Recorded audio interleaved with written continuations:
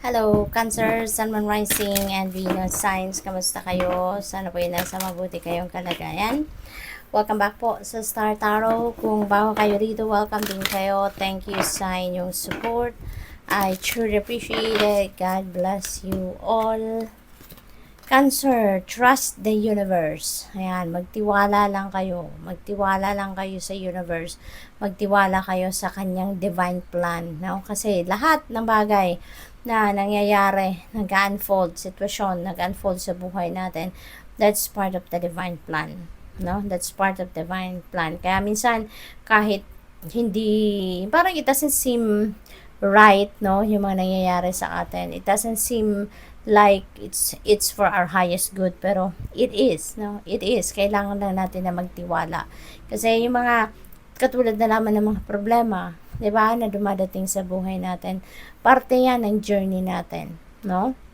Hindi natin masyadong ma-appreciate yung success natin kung hindi tayo dumaan sa challenge, kung hindi tayo nagkaroon ng problema, 'di ba? Kaya lahat may dahilan, ano? Kaya magtiwala lang tayo even if yung mga nangyayari natin hindi mo masabi na sa ikakabuti mo yun, pero at the end of the day, you will realize, you will see, na you will find out na it is for your highest good. We have take a step back. Ayan. So, siguro meron ditong sitwasyon kayo na kailangan ninyo na umatras ka muna dyan, no? Atras ka muna because maybe it's not serving your highest good anymore. Kaya you need to step back from that. Or maybe kailangan lang ninyo na mag-step back for quite some time dahil kailangan ninyo mag-rejuvenate. Kailangan ninyo na magpahinga, kailangan ninyo ng time out muna from whatever it is that is happening, no? So, depende sa inyong sitwasyon, just take as it resonates. We have learning experience. Ayan. So, may mga sitwasyon sa inyo sa ngayon na marami kayong matututunang wisdom, no? Merong mga life lessons kayo na mapipick up ngayon sa kung ano man ang pinagdadaanan ninyo. We have inner child healing. Ayan. So, maybe now is the time for you to embrace that inner child healing. Do something about it para mag-heal na ang parte na yan ng buhay ninyo.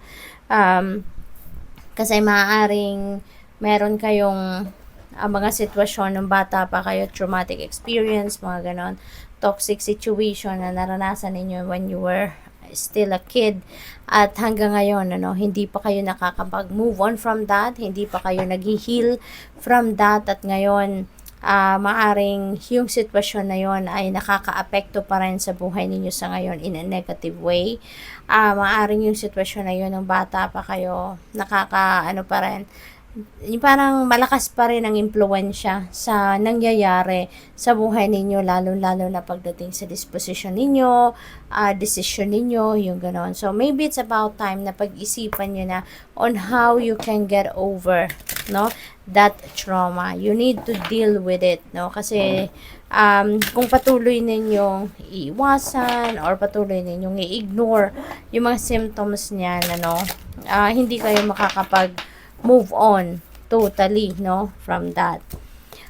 Sabi rito, live by faith, not by fear. Know in your heart and soul that God gave you the ability and courage to carry out great plans. Ayan. So, have faith, no? Have faith. Huwag kayong matakot or huwag ninyong hayaan na mamayani yung takot sa puso ninyo. Because when there is fear, hindi ka makakausad sa buhay. Kasi lagi kang pipigilan ng takot na yan. Lagi kang mag-hold back because of takot, no? Kaya live by faith and not by fear. Because you have all it takes, to be successful. You have all it takes to carry out your goals, to carry out your dreams. When people isolate themselves, don't give up on them. Okay? Always reach out and offer kindness. Kasi it doesn't mean na yung tao ina-isolate nila, dinedetach nila yung sarili nila from the world, dinedetach from yung buhay nila from the crowd. It doesn't mean na ayaw talaga nila ng, ng tao, ayaw nila ng makimingle, ayaw nila ng nakikisalamuha, no? It doesn't mean like that, no? At least for some of you, hindi lahat ganon. Kaya wag tayong mag-give up, no? Sa kanila, wag natin sila totally na i-ignore, wag na natin silang totally na i-disregard talaga. Baka kasi maaring meron lang silang pinagdadaanan, hindi ba? Iba-iba tayo ng rason kung bakit ina-isolate natin ang sarili natin. Sometimes, kailangan din natin na ng me time. Minsan, kailangan lang natin na magpahinga, mag-step back muna from the chatter ng mundo, ng isip natin, naguguluhan. The more na mas marami tayong naririnig, nakakausap, mas lalo tayong naguguluhan.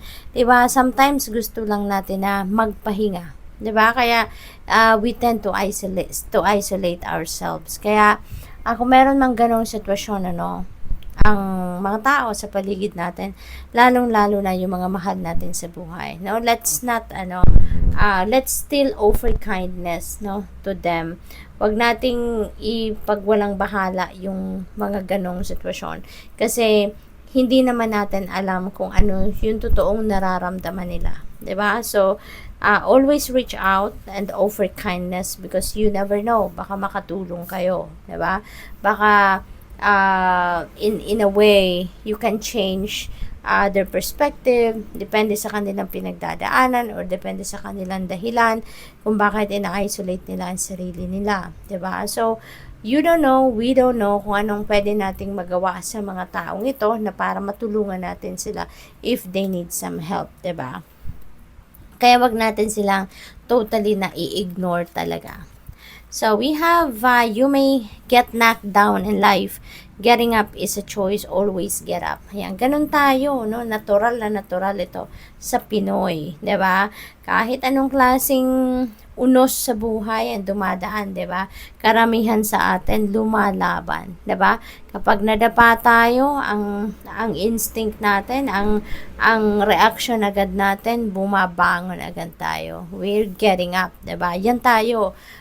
Hindi tayo sumusuko. Kaya ito din yung ito din yung paalala din for some of you, no? Na maybe nasa rock bottom kayo, nadapa kayo, nagkamali kayo, nag-fail kayo, whatever the case may be, no?